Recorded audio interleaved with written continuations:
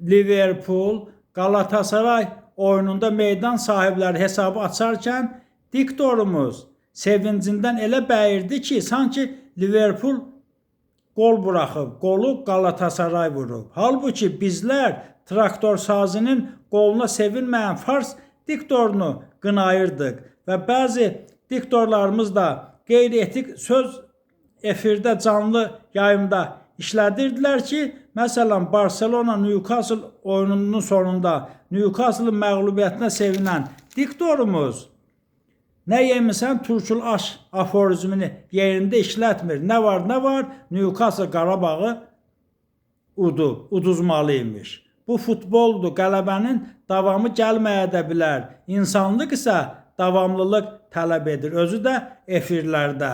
Övladlarımızı ingilis dilini öyrədəndə onlardan ingilis mədəniyyəti də götürməli və onlara türk mədəniyyəti verməliyik. Əgər bu diktorlar türkdürlərsə, onlarda nə ingilis mədəniyyəti var, nə türk mədəniyyəti.